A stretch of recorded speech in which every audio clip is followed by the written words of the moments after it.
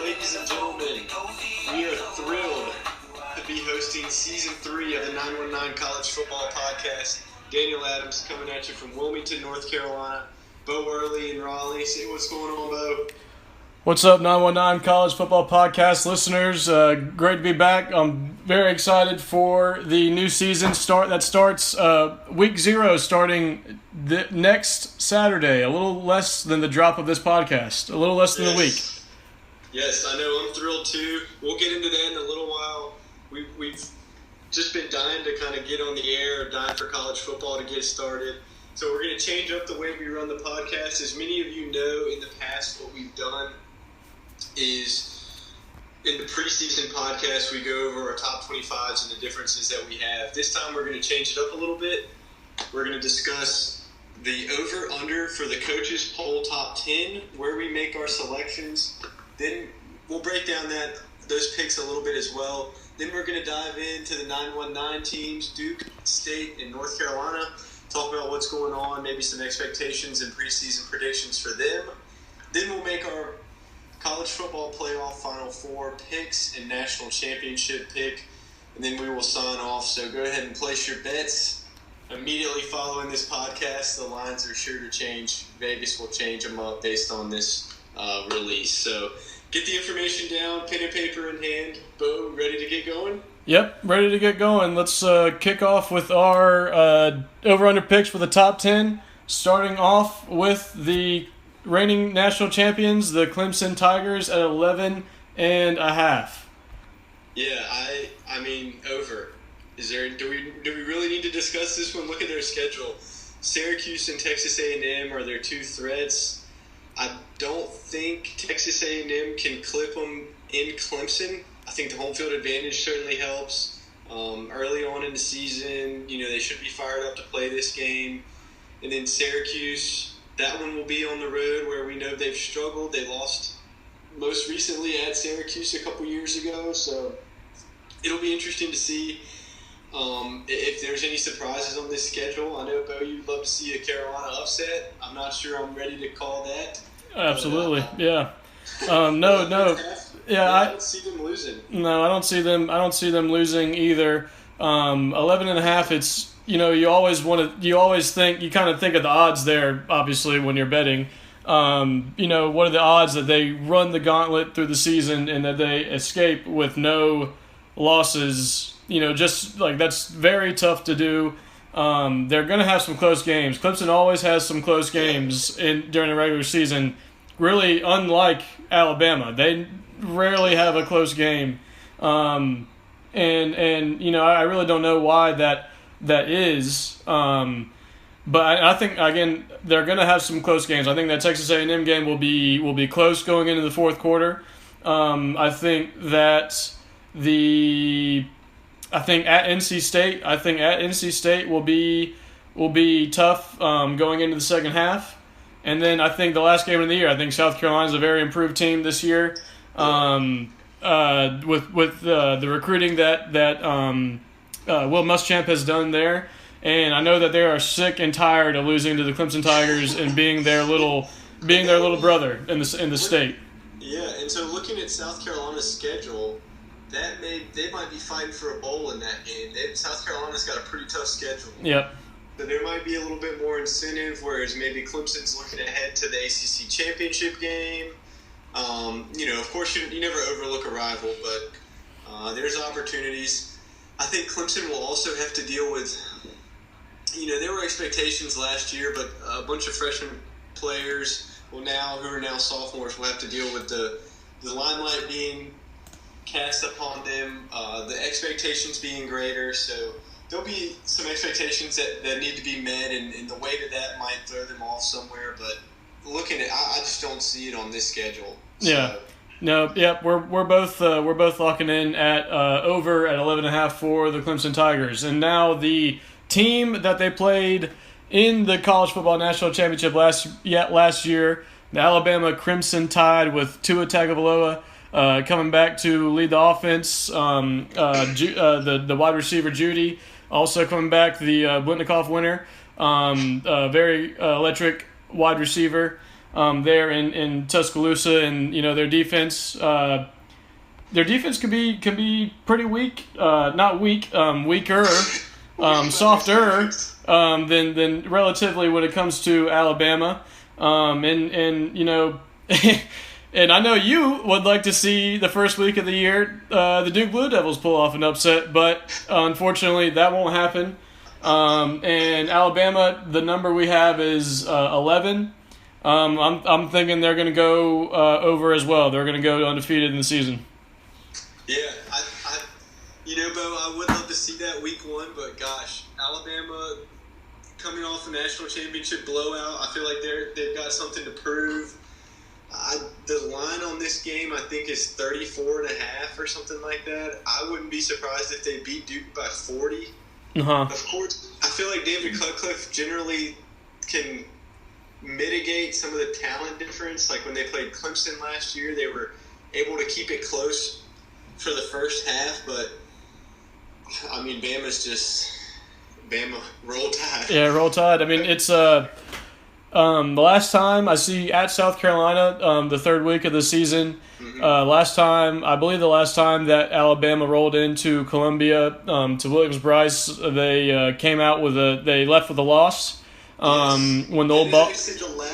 Quick fun fact: that is the last SEC East team to beat Bama. Is that really? Wow. Yes. So South Carolina has that momentum going for them. That little. I'm not a big believer in looking back at past trends and stats, but I think every year is different. Yeah. But I'm looking at that at South Carolina. South Carolina's going to have a lot of games that they're going to have to get up and hype for. At Texas A&M, Texas A&M has a really tough schedule, like South Carolina does. Where anything I think can happen in that game, but eventually Alabama will pull away. And then always the big one that you look at when it comes to the SEC West is that LSU game. This one fairly late in the year on November 9th. And that's at Tuscaloosa, so I don't see Alabama losing that game, even though I do think LSU is going to give them a run for their money. Yeah, agreed. I think Auburn could sneak up on them. That's another rivalry game. Auburn will be improved this year. I think their defense is going to be really good. Auburn's defense be able to keep up and match the offensive talent and points that Alabama will inevitably score. But I think that at Jordan Hare, there's an opportunity there, especially if Alabama's undefeated, or if if Auburn's maybe. Auburn could be sitting at 10-1 in this place, maybe fighting for the SEC West championship. Mm-hmm. So we'll see. Again, but I'm going to go with you on this one too. So back-to-back overs. Going over. Agreement on us. I just can't pick against Bama. Yeah, it's especially in the regular season. It's I heard this summer, from Dabo Sweeney actually, the point differential that Alabama went through last season, I believe it was something like 33 points average, and he kind of was arguing the fact when people say that Alabama was tired when it came to the national championship game because they had to go through the SEC gauntlet. And Dabo comes up and says, well, they won all their games. They won most of their games by 33 points, an average of 33 points. They should have been well rested.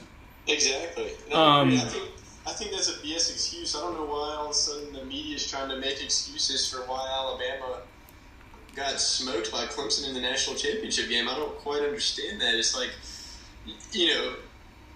Clemson was better that day. There's no justification or making excuses for why they whooped Alabama other than Clemson was better. Yeah, and then counting the month and a half off that you have between the Thanksgiving weekend and the end of December, for the college football playoff.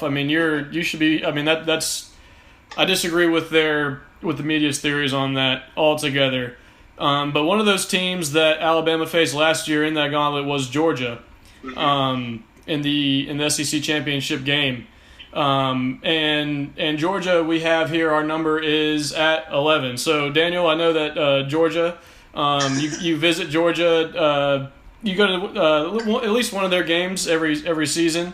It's a lot of fun going to Athens, but I'm going to let you get us going on the Bulldogs. Yeah, so the Bulldogs, I think this is the year that Georgia knocks off Alabama in the SEC championship game. I just feel like they've been so close 2 years in a row. It almost feels like if they don't get it this year, then they never will. This is a big year for Kirby Smart. Year 4 kind of might have some implications down the road. They've recruited so well. I think the wide receiving core is really inexperienced, but other than that, they've recruited so well. I think they'll be fine. Mm-hmm. I'm looking at their schedule too. They've got a couple of tough games. Of course, Florida and Jacksonville. Texas A&M at home should be probably a good game, as well as Notre Dame at home. But their schedule lines up pretty well. Their tough games are at home. Missouri could also be a tough game. I think Missouri's going to scare some people. So I'm going to go with Georgia hitting the over on this one. I think these top 3 teams hover at the top all year long and stay undefeated. Clemson, Alabama, Georgia undefeated going into the conference championship. Wow. Yeah, I'm going to have to disagree with you there when it comes to the over-under. I'm going push to under. I think Georgia has one loss in their regular season somewhere, whether that be at Auburn or versus Texas A&M, even at Tennessee, in the beginning of October. I think that they could lose, and then Notre Dame. My gosh, I mean the Notre Dame game in Athens is going to be huge. Yeah. There's 4 games on that schedule that I think that they could lose, and I think they will lose one of them. Which one I would put my money on? I think Notre Dame can go in there and win. And I think they can lose at Auburn. I think those are the 2 biggest chances that you'll see the Bulldogs lose. So I'm definitely going push to under when it comes to the Georgia Bulldogs. But really, if you look at that, then one loss in the SEC. If you beat Florida, then you're probably going to an SEC championship game to face Alabama. So not bad. Moving on now, switching conferences from the SEC to the Big 12. At number 4 is Oklahoma, and their number is 10.5. Over under for me. This was hard because you don't know what you're. I don't think you know what you're going to get out of Jalen Hurts. I think that he will be able to step in for Kyler Murray to an extent, but I hope he doesn't have the same expectations or the same. I hope fans don't think that he'll be able to come and do the same things as Kyler Murray did last season. But when it comes to the 10.5 number, I'm going to say over. I think that the Big 12 is a little down this year, except for Texas. And their non-conference schedule is not that great. They have Houston, I like that game, and then South Dakota, and at UCLA. UCLA is still rebuilding there, I believe, and that project's not gonna come to a pinnacle versus Oklahoma on September 14th. So I'm gonna go over. I'm gonna go over the 10.5 for Oklahoma. I agree. I mean, I'm looking at their schedule here too. Texas, of course, Red River rivalry. That will be a tough game. But like you said, the Big 12 is down a little bit this year. Iowa State could throw them for a loop. Iowa State somehow seems to be like a kryptonite for Oklahoma. Yeah, Iowa State in that game. I mean, that it is in Norman, which helps the Sooners. But I do think Iowa State is going to make some noise in the Big 12. Yeah, I agree. I think so too. I think in looking at the Big 12, it'll be an Oklahoma-Iowa State championship game. But I'm with you on this. I think they will lose one game, and even so, they'll still hit the over at 11-1. So I would say this is the safest pick of our top 10. I really think Jalen Hurts will do well. Spencer Rattler, I think, is the incoming freshman 5-star quarterback who's supposed to be really good. Mm-hmm. Maybe if Jalen Hurts gets injured or he just doesn't flow with Lincoln Riley's offense, I think the freshman will be really good. So. And you think Oklahoma, I think they were not able to get past the semifinal last year because of their defense. Right. Their defense, you were able to score at will against. And I would be disappointed if we didn't see some sort of improvement in their defense. New defensive coordinator in Norman this year. They have a lot of talent coming back on that defense as well.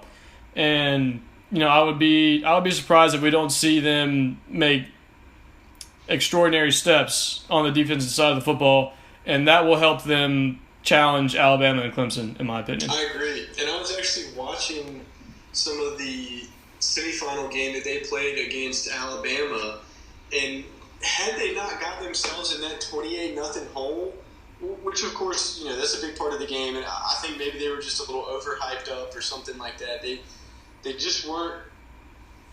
That first quarter, they did not come ready to play, or maybe they were too ready to play. Mm-hmm. But from then on, I think if they played that game again, Oklahoma could give Alabama a much better game. I mean, it was back and forth in that second quarter, and second half, and Oklahoma was able to get a couple stops. So that was actually a really good game and a really exciting game, minus the 28-0 hole that they started in. Yeah, and I'm looking at the points against totals for Clemson, Alabama. Clemson had a 13.7 points against average last season.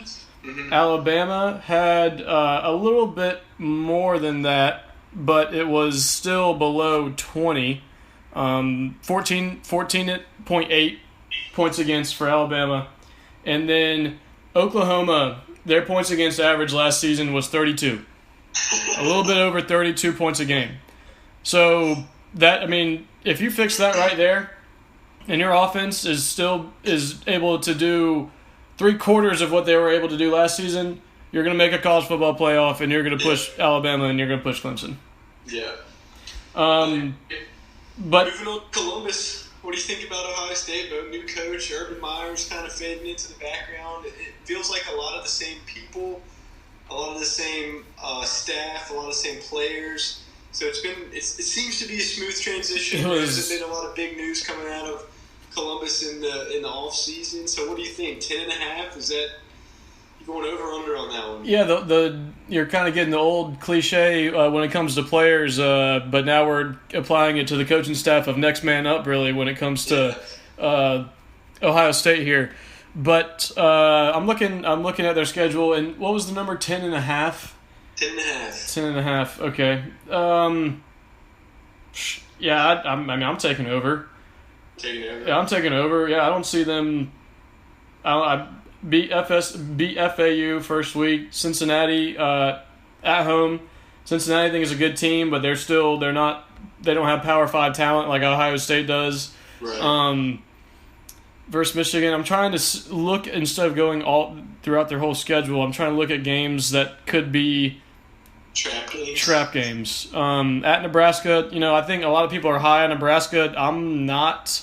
I think they'll improve from what they were last year. I believe 4-8, but I don't think they'll go from 4-8 to a 9-win team. It's a little too soon.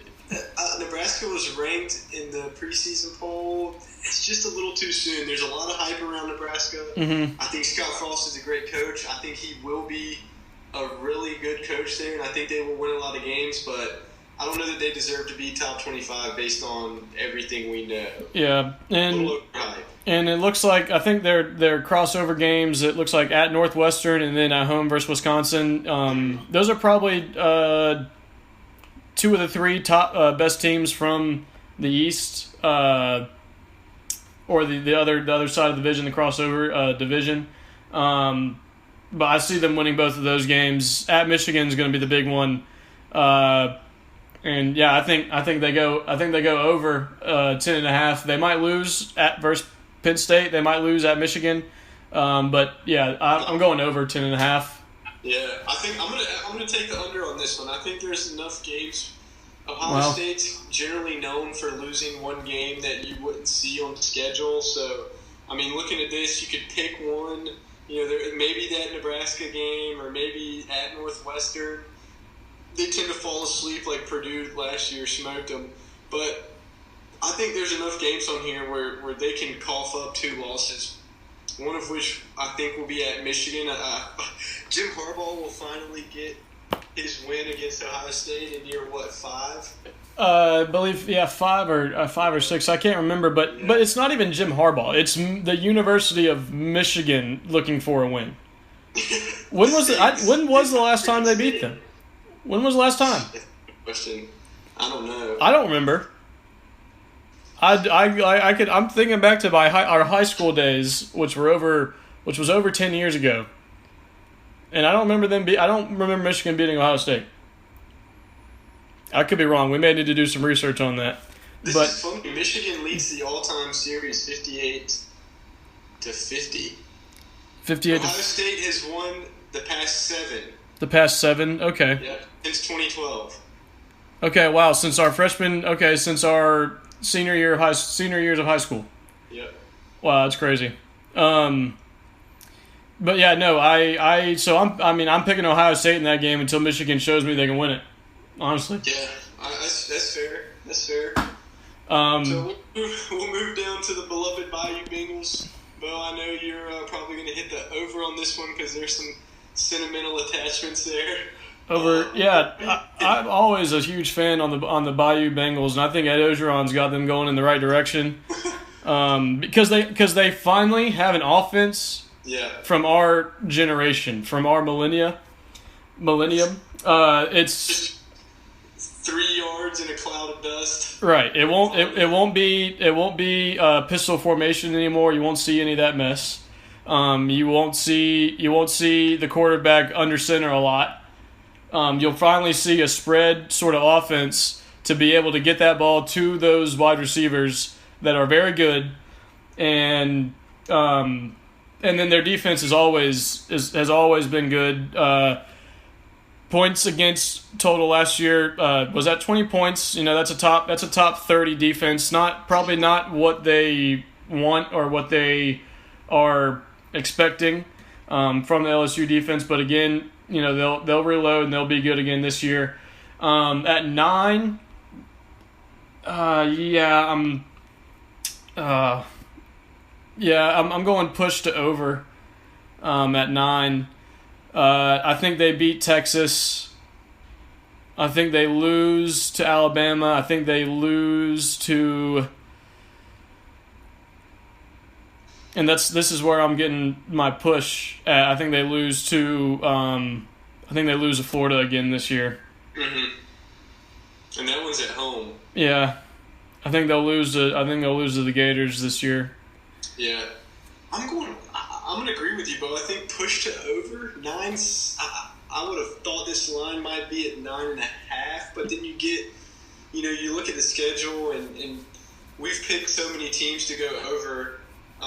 Alabama, Texas A&M. At some point, someone has to lose these games. There's going to be a top 10. There's going to be a top 10 team to disappoint you. Exactly. It never works out the way someone will get hurt. Joe Burrow might tear his rotator cuff against Georgia Southern in Week 1, and then the offense is right back to just trying to jam running a fullback, trying to jam the ball between the tackles. Yeah.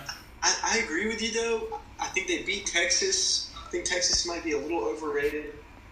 I do think they will lose to Alabama and then one of Florida and Auburn. And then the Texas A&M game at home, I think they will win it. If this game was in Kyle Field or at Kyle Field, in College Station, I would pick the Aggies.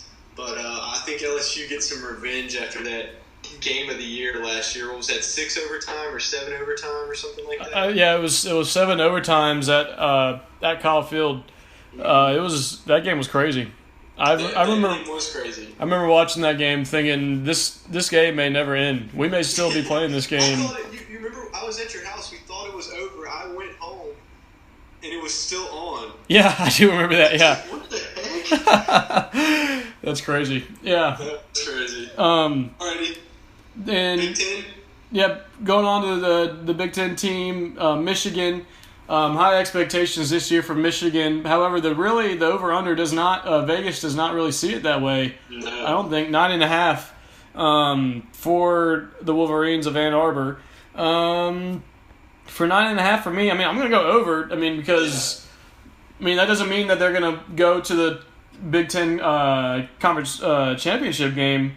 But from 9.5, that means they just got to. That's 2 losses on there. They can afford 2 losses, so I'm going over. I agree. I'm going.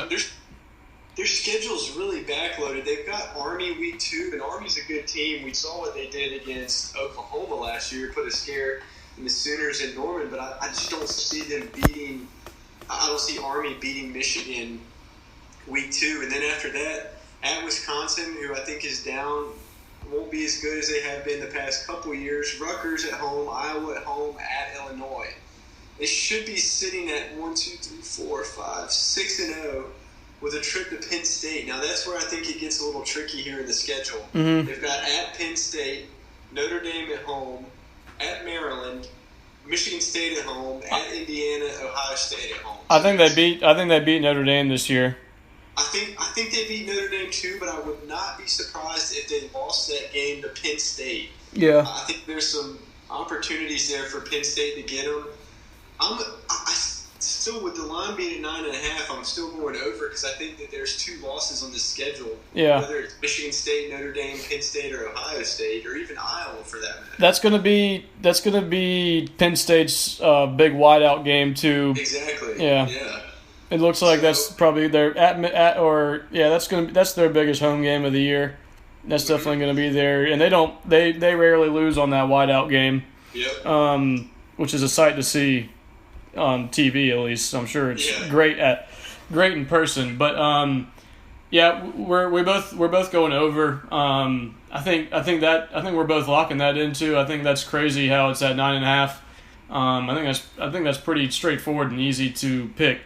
Now, transitioning back to the Southeastern Conference with the Florida Gators, and that number's at 9. Daniel Adams. Yes, I'm going push to under on this. I think Florida might be a little overrated this year. They've got a lot coming back, but they won some close games last year and then lost some games that they really just didn't look that good in. I think Dan Mullen's a great coach, but year 2, there's a trend where coaches do really well in year 2, but he did pretty good in year 1. So it's not like he's coming off an 8-4 or 7-5 season. It's not like that rebuild took long. Right. Took a long time. I think they're going to go either 9-3 or 8-4 this year. I think they beat Miami. They're going to take care of business against Kentucky, but I could see them losing to Tennessee. I can definitely see them losing to Auburn. They've got LSU on the road, which is probably a loss. Georgia and Jacksonville, I think they'll lose that one. At Missouri, and Missouri beat them pretty handily at home last year. So I think. So you're pushed. You're pushed to under. Yeah. Sounds like you're pushed to under there. I said I had Florida beating the Tigers again this year at LSU. I could be completely wrong about that, but it seems like Florida gets up for 2 teams. They get up for LSU and they get up for Georgia every single year. And you see that that was evident. Like they got killed by Missouri, like you said. FSU, I don't even think they don't get hyped for FSU really anymore. They'll be hyped for that first game of the year against Miami in Orlando. I don't think Miami will. I think it'll be a good game. I think Florida does come out on top. Florida will come out on top of that game. But that number is at 9. I'm gonna say over as well, or not as well. You have you're pushed to under, but this is probably the toughest one for me in the top 10. South Carolina could get them. I think South Carolina, that might be one of those those games where South Carolina has to win to get to a bowl. Kentucky's not that good this year. Tennessee, not as good as they were last year. Tennessee, they could trip up at home versus Tennessee. Mm-hmm. At 9, I'm gonna go over. Yeah. I'm gonna go over. I think they lose. I think they lose in Jacksonville to Georgia. I think they lose. And I think they'll lose. They could lose to Auburn. They can lose to LSU. They could lose to Tennessee. They'll lose one of those 3. They'll have 10 wins. Yeah. And they'll miss out on the conference championship game because they lose to Georgia. Yeah, I agree. I think that's a pretty good assessment. I just feel that there's going to be one more loss in there. Yeah. I think it's a good team. I don't believe in Felipe Franks. The defense is going to be good. He's just, if he's so good, if he was doing so well, he would have done something by now. He's a senior. It feels like he's been there for a while. So I'm going under, Beau. I know you're going over. Yeah, I'm going over. Let's transition to independent Notre Dame, college football playoff participant last year. Got a lot coming back. They've got a lot of talent. They've kind of begun to recruit better again. They had a couple tough recruiting classes. I think maybe it was Colin Cowherd was saying Brian Kelly really is undervalued as a coach for what he's done at Notre Dame, because 10 years ago... 10 years ago, they were perennial underachievers. Right, exactly. And now they made it to the college football playoff. They were outclassed by Clemson, but Clemson outclassed Alabama. So you can't really hold that against them. I think that game was close. Yeah, that game was close for a while. Yeah, I think at halftime, it was like 20. Was it 20-6? It was like 2-touchdown game at halftime. Yeah, I can't. 30-3 was the final. Maybe it was 17-3 at half or 20-3 or something. It was kind of they were still in the game. I mean, they could have. It could have gone. They just needed that one extra. It was one of those things where it doesn't look like it was very close, but a 2-score game, you get one score and you're right back in it. Exactly. I mean, it kind of felt like that. You were kind of waiting for them to get that one score to get back into contention to make it a game again, but it never really happened. Yeah, did not reflect how close that game was. Yeah, but 8.5. That's an interesting number. I was surprised when I saw that number. Yeah, I think I'm going over 8.5. I agree. Win at Louisville, win versus New Mexico. Oh, wow. Loss at Georgia. Or maybe a win. I think that game, I can't decide on that game. I can't do it. But no, I think they win 9 games. There's not 3 losses on this schedule. I agree. I think I'm looking at 10-2. 10-2. I think their losses are at Georgia and at Michigan. At Michigan. Yeah. I think other than that, they should be fine. Virginia's improved. Virginia might sneak up on them a little bit, but I don't think that since it's at home, I think they'll win that game. That might be a good pick if it was at UVA. Yeah. Navy shouldn't be very good this year. Boston College at home. At Stanford may be tough. The ACC teams that they have on their schedule, they all seem, other than, all the good ACC teams that they have on their schedule are all at home. UVA, Virginia Tech, and BC. Now they're at Duke and they're at Boston and they're at Louisville. I think I just don't see Duke hanging with Notre Dame this season. No, I agree. So I think we're on the same page here. Notre Dame at 8.5. That might be one where you can go ahead and book the over. Yeah. But again, Vegas seems to know things, so we'll take a look at that. And last but not least, transitioning back to the Big 12, Texas, UT, Longhorn Nation. What are you thinking, Beau? 9.5 is what the line is. Going over or under on this one? 9.5. So they would need to win 10 games for the over, 2 losses. Mm-hmm. I'm going under. I'm going under 9.5. I don't think they'll have enough quality wins. They might have 2 losses. They might have 3 losses when it's all said and done. Which a 9-3 season, that's not. It's not bad. I don't think. Not a bad season. Yeah, it's not a bad season. And loss versus LSU, loss versus Oklahoma, and then there's probably another. I think there's another loss in there somewhere, whether that be at Iowa State. I think or versus Oklahoma State. They lose one of those 2 games at Baylor. They're going to trip up again. I would put my money at Iowa State for them to get the under. I agree with you too. LSU, that's a loss. Oklahoma, another loss.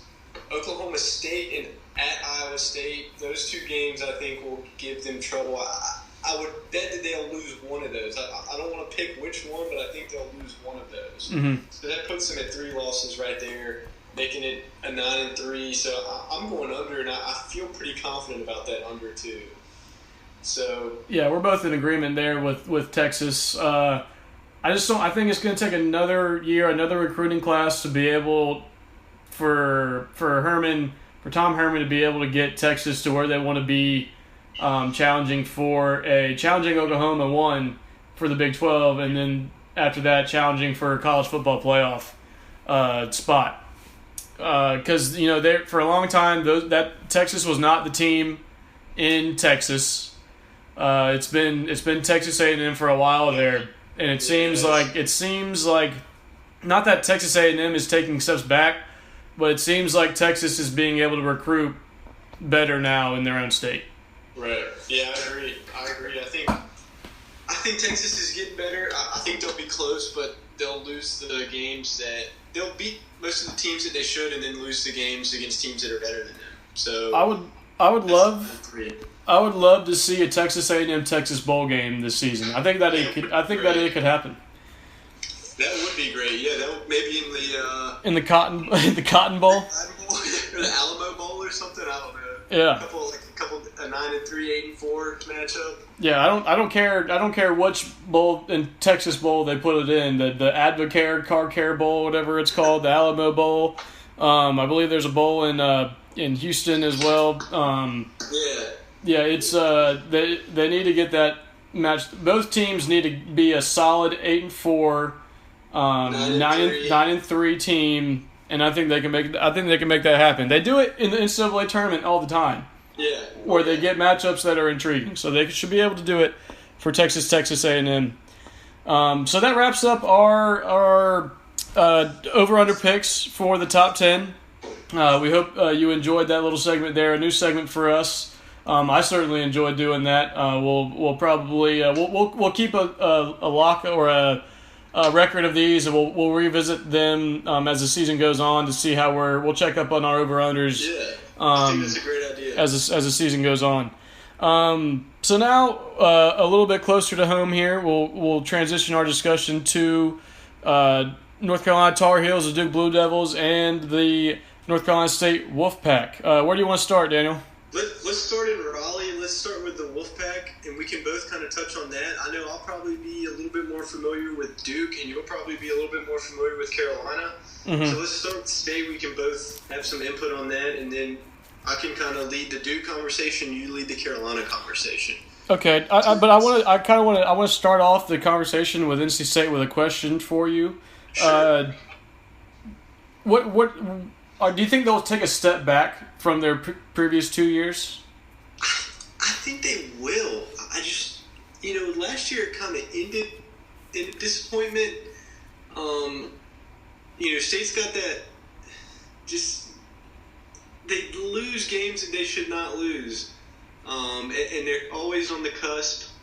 They think they're going to beat Clemson, and then they don't. They think they're going to beat Florida State, or they don't, and then they lose one to Georgia Tech or something like that. Last year, I think the big one. There's 2 big ones last year, mm-hmm. and that was at Syracuse and home versus Wake Forest.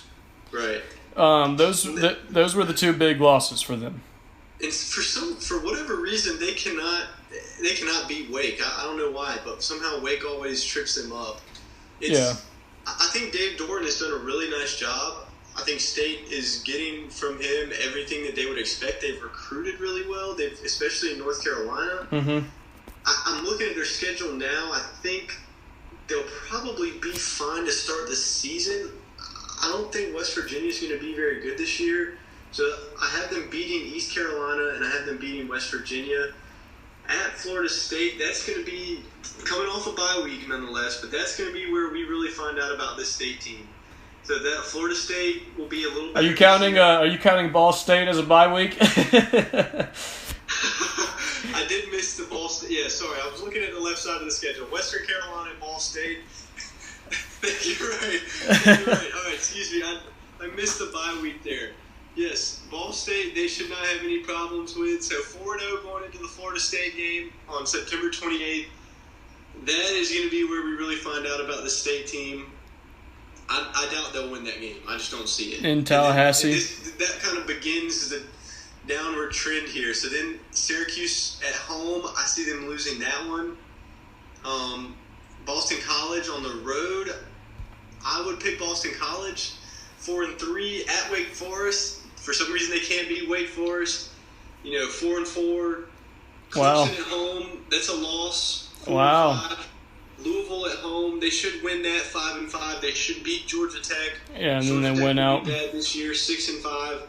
And then Carolina at home. Dave Doran's done a pretty good job, but you never know with Mac Brown coming in at Carolina year one. That'll be, that'll be the game on Carolina's schedule where it's like, all right, if we have a bad year but we beat State, that's still pretty good. So yeah, I think that this looks like a 6-6, 7-5 team. Wow. Yeah. I'm not going to be as harsh as I feel you are being on the Wolfpack. I see 8-4. I think 8-4 might be a little bit more realistic. I don't think they lose both at Boston College and at Wake Forest, even though historically that might be where they trip up. I think they kind of moved a little bit past that, especially with the Boston College boogaboo usually. Now it's transitioned to Wake Forest, the Demon Deacons. And Wake Forest has been it's not like they've been a bad team though. They've been a good team. Right. I think they'll be focused. I think both years NC State was not exactly focused when it came to Wake Forest. Although that game is right before Clemson, they might be overlooking it a little bit. But I know I have them going 4-0 into the Florida State game. And then at Florida State, I think they lose that game. I think they beat Clemson at home in Raleigh this year. Or sorry, Syracuse, not Clemson, Syracuse. So that puts them at 5-1. At Boston College, I think I'll say that they'll split at Boston College the next 2 weeks. At Boston College, at Wake Forest, even though they have a bye between Boston College and Wake Forest. So that puts them at 6-2. Mm-hmm. 6-2. Loss versus Louisville, Clemson 6-3. Win versus Louisville. Win versus Georgia Tech. That's 8-3. And then versus North Carolina, I think they win that game. That's 9-3. I think that's worst case scenario. But they'll probably be. They'll be. I mean, they might be 8-4. They might lose to Syracuse. I think I'll probably switch that Syracuse game to a loss. 8-4. Yeah. I think 8-4. I mean, there's going to be close games in there, and State's prone to tripping up in some of these games that you wouldn't expect them to. I could see Georgia Tech kind of putting things together by the end of the season and giving them a run for their money. Mm-hmm. But you just can't pick that right now. I think State will be fine. Yeah, you can't right now. I think 9-3 would be. I think they'd be. NC State fans would be ecstatic with 9-3. Mm-hmm. I think 8-4 is probably their expectation. Anything below 8-4, I think they would be upset with. Yeah. Yeah, that's fair. You lose Ryan Finley. He's no longer under center. I think that's probably their biggest question mark coming into the season, as well as their running game. They were not able to run the ball very successfully last season, and that could be an issue with a new quarterback coming in, not being able to run the ball successfully. So they'll be looking to improve on the run game. I think defense will be decent this year. So yeah, I think that wraps it up for the Wolfpack. What do you think? Do you have anything else on them? No, I think that was a good assessment. It'll be interesting to see who they name as their starting quarterback and how the transition of the new offensive coordinator goes. But yeah, again, strong on defense or stronger.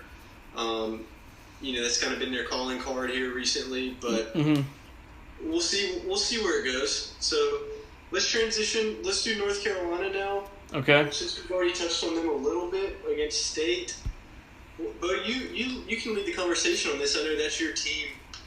New coach Mac Brown. Maybe just give a quick overview of what you think about that hire. He's old. That was unnecessary. That is unnecessary. He's the same age. I think he's either the same age or younger than Nick Saban. Well, Nick Saban's been doing it though. He's got to get back in, and Mac Brown has been used to sleeping in and working 4 months a year. Wow. Now he's got to go out and recruit these 18-year-old, 17-year-old high school kids. It's a little different game. So yeah, but so I'll start off. I'll start off. You mentioned recruiting there at the end. We've already seen. I think Carolina fans have already seen dividends pay off when it comes to recruiting. Especially in our own state. That battle has kind of been going to NC State and also teams such as Virginia Tech and Clemson. We've been able to kind of wrestle. When he first came in, we were able to wrestle a couple guys that were going. North Carolina was able to wrestle a couple guys going to other places. We were able to convince them. North Carolina was able to convince them to stay home in North Carolina. So I love the hire personally. I was a little young when his first stint at North Carolina. It went really well. He was able to build that program. The first couple of years were really bad, but he was able to recruit. He was able to get that team to a top 10 team his last several years at Chapel Hill before he took the job to Texas. And we all know the rest was history there when it came to Texas. But he inherits a team used to losing right now. And they have a tough schedule this first year. A tough schedule for a team as bad as they were, at least. So, when it comes to expectations for North Carolina fans, the happiest that we would be, the most happiest, if that's a word, I was like, wait a minute, will be a bowl game. If we go 6-6, 6-6 is the absolute best that we can do. That I'm seeing right now, and that we're gonna have to steal a couple. I'm looking at the schedule, and there's a real possibility that Carolina starts out 0-5. Oh yeah, absolutely. You got South Carolina and Charlotte, Miami at home, at Wake, and then App State at home, and I think App State will beat UNC. I think that's going to happen. Then, of course, Clemson in Carolina. I would say that's safe to say Clemson will win that game. There's a real chance Carolina starts 0-5. However, they could also, I could see them beating Miami. I could see them beating Wake, beating App State. I don't think they'll beat South Carolina or Clemson, but that's still 3-2, strong start. And then Georgia Tech on the road, who they should beat. Georgia Tech's transitioning from a triple option offense to a more pro-style attack. God knows how long that transition is going to take to get the recruits in. It's going to be, I think, a bowl. Your assessment is absolutely right of Carolina fans. They'll be thrilled with a bowl. That would way exceed expectations, a bowl game.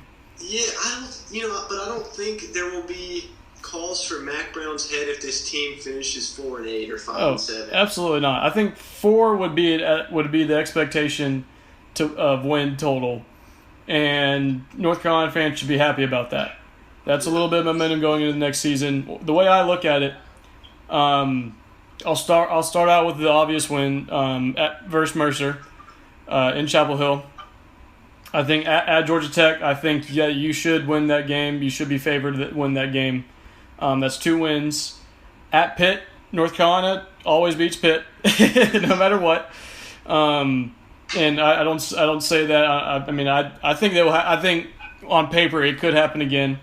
I think that North Carolina wins that game, and I think they win either at Wake or versus App to get their 4th. Yeah, I actually think they'll beat Duke this year too. I think it'll be a good game. A lot of people think that North Carolina's record didn't reflect how bad or how good their talent on their roster was not. They were not a 2-10 team. I kind of disagree with that a little bit, especially at the quarterback position. Breaking news today: Coach Mac Brown announced the starter will be the true freshman Sam Howell, who was a commit at Florida State, decommitted, committed to the Tar Heels back on signing day. He has been picked as the first team. Will be getting first team QB reps for UNC.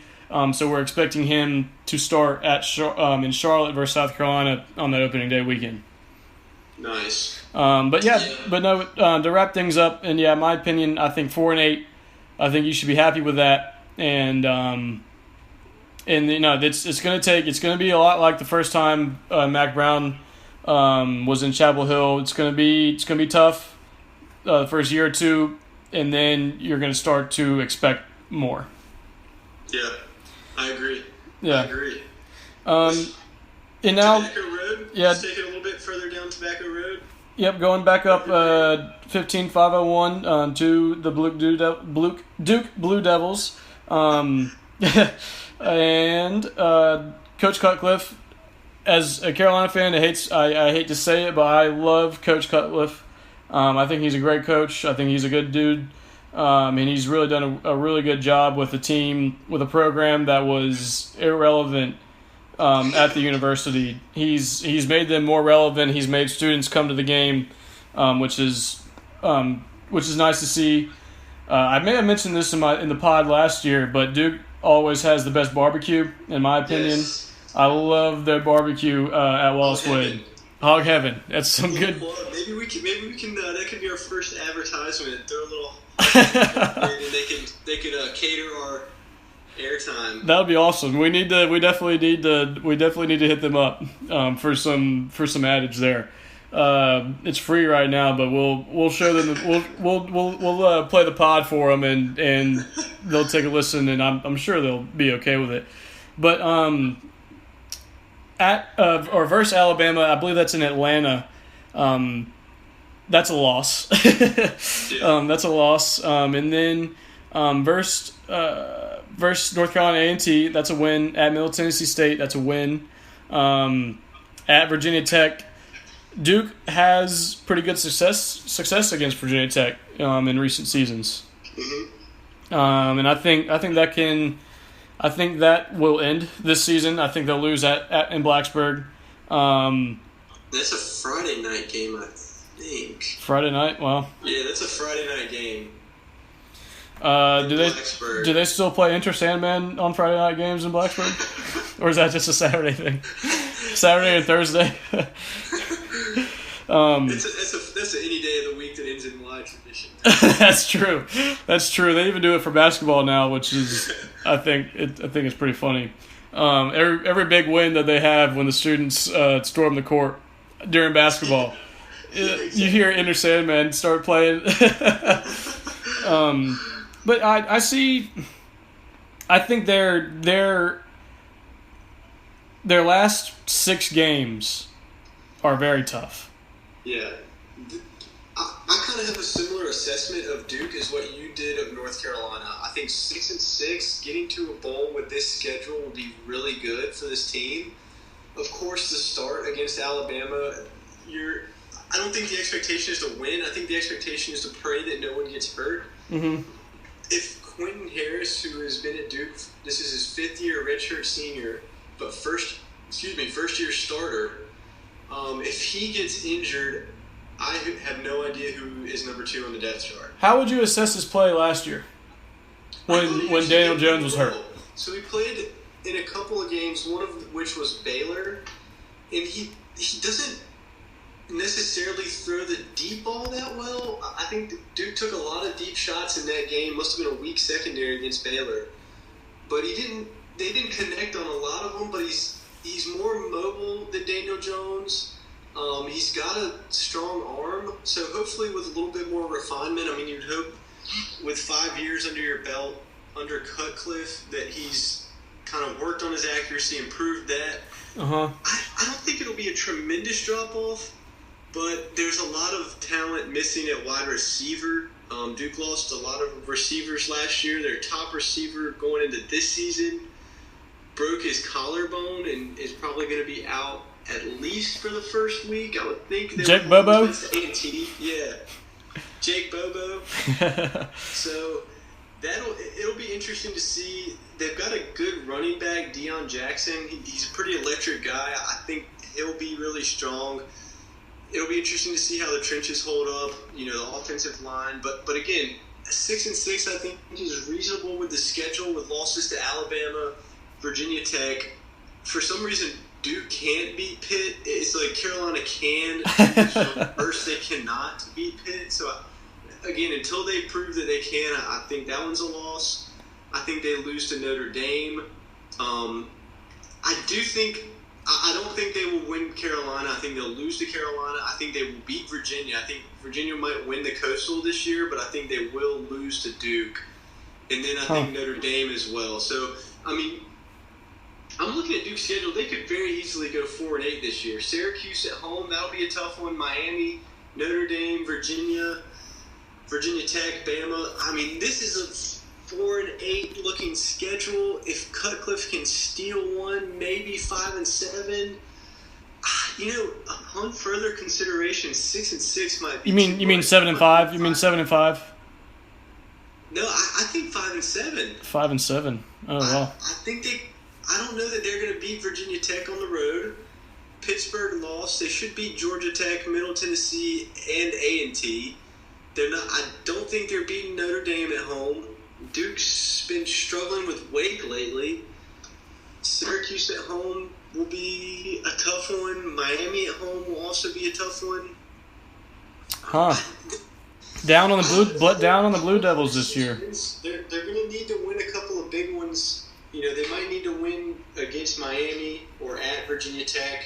And then they'll certainly need to win the games like Wake Forest, Pitt. Those will need to be wins if they're going to make a bowl this year. But I think this is one of those transition years where Duke is kind of rebuilding with a new quarterback, but it's not a guy that they're going to be – it's not, like a freshman or sophomore where you're going to have to go through the growing pains.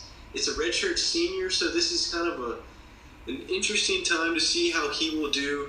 Of course, he sat behind the number 6 pick in the NFL draft, Daniel Jones. But yeah, if he was that good, maybe he would have transferred. I don't know that I see 6 wins on the schedule for Duke based on what their roster looks like. And I hope I'm wrong. I would love to see them make a bowl game again this year, but it's going to be tough. So you don't think it. You don't see it. You don't see it. I just don't see it. I think the last word for me on Duke is that Cutcliffe always finds a way to maximize his talent, right, and to be able to get to a bowl game. Not always, but he's able to get pretty darn close every single year to a bowl game and exceed expectations. It seems like. I even though Daniel Jones, they don't have Daniel Jones this year, which is a big loss. I think they find a way to get a bowl game, to get to a bowl game. I don't know how, but now my last word on Duke. Is there a way that we can get whenever they play Miami to be on Halloween again in Durham? Because that was one of my favorite games of all time. That pains me every time I see that highlight. And I was there, for all the viewers out there, I was there losing my mind when they were under video review. I thought surely there would be – there were any number of things that could have overturned that. There was an obvious blatant block in the back. There was also the guy's knee down back at like the own 10-yard line. And there were a few plays that could have easily called that back. You could tell that one still haunts me in my sleep, but yeah. You could tell that one just makes his blood boil to this day. That was what, 4 years ago, 5 years ago? Yeah, 4 or 5 years ago. That was I can't forget that one. Never forget. Never forget. So that wraps up our now. One more quick question when it comes to 919 teams and also State of North Carolina. Who wins the State of North Carolina? Who's the best team? App State. App State, okay, App State. Not the answer that I was expecting, but popular pick, a good pick. I hear the quarterback there is very a lot of hype coming from the quarterback at App State. And a new offensive coordinator, Eli Drinkowitz.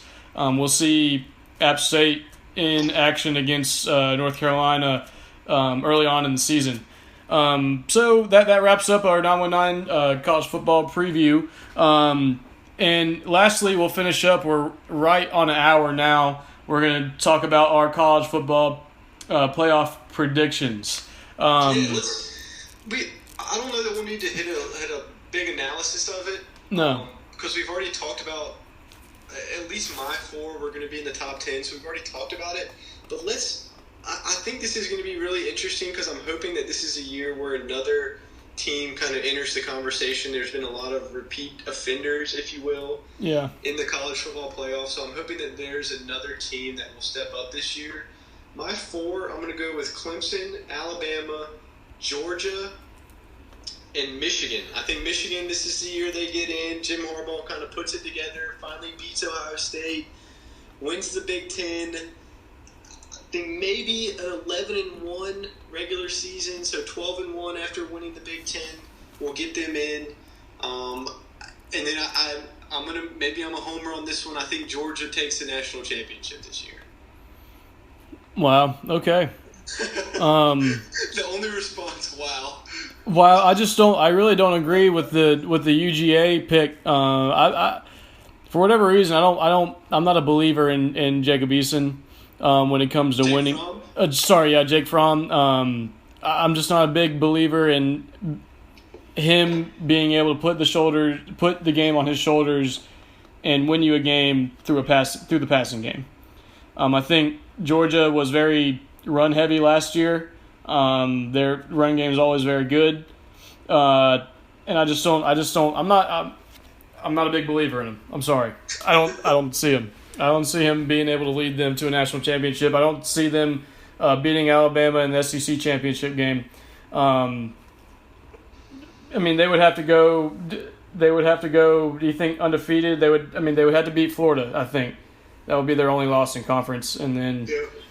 Which I think they'll do, but I think they'll lose to Alabama, and then add that to a Notre Dame loss. In my schedule, that's not college football playoff. That's not college football playoff worthy. Neither will Michigan, by the way. I think we agree on Clemson. We agree on Alabama. Where we differ, I think Oklahoma gets back.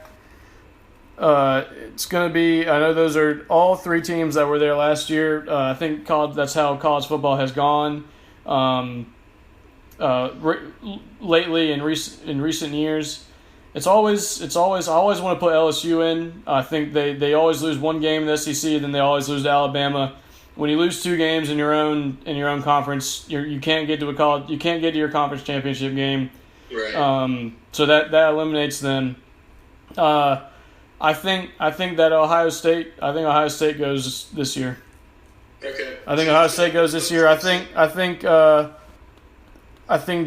Fields. I think Justin Fields will transfer. That's my only real question mark about them is how good Justin Fields will be out after a year of basically sitting out. Yeah. Behind Fromm. So I have Clemson, Bama, Oklahoma, and Ohio State. Again, the Blue Bloods. College football Blue Bloods here. It's not like any surprise teams coming in and crashing the party. I'm thrilled. I can't wait. T-minus 6 days till kickoff. I can't wait. Yeah, I can't wait either. We have Florida, Miami kicking off on the 24th. Then we have some games kicking off on the Thursday before week 1. The full schedule of week 1 on the Saturday. It's gonna be a fun season. I think I'm hoping that my top 4 is not right. I'm hoping it's not right. I want someone. I want your head, not your heart. Yeah, I want someone from the below the top 15 to be able to make a run. Yeah. And I hope it happens. I think what I want is I want one of Clemson and one of Alabama to lose in the regular season. Yeah, and not get in. Yep. I agree. I would love to see a new team in there, spice it up a little bit. I have a hard time believing it will happen, but it looks like we're football. Miracles happen in college football. It looks like we're both down in the Pac-12. I think a lot of people are down in the Pac-12 lately. I don't see much hope of any of their teams getting in. Now we're signing off. I think this first edition of Season 3 of the 919 College Football Podcast was a success. I'm putting it on record right now. This was a success. Our under win totals, I think that went well. And we're definitely going to go back and look at the record and see how we do. Absolutely. Yeah, just a couple housekeeping things. We'll plan to shoot, again, just like we did last year, probably 4 episodes a year, sort of a quarterly analysis of what we got going on in college football. We'll come back and revisit. In the meantime, feel free to check out our rankings on College Football Researchers Association poll. You can find that at cfrapoll.com. Again, cfrapoll.com. One last shout out to Hog Heaven Barbecue over there in Durham. Hog Heaven. Oink oink, baby. I think we're good for week 1. What do you think, man? That was a good podcast. No, week 0. Week 0. Pod -1. Pod week 0. Yep. That wraps it up. All right, guys, we'll see you later. All right.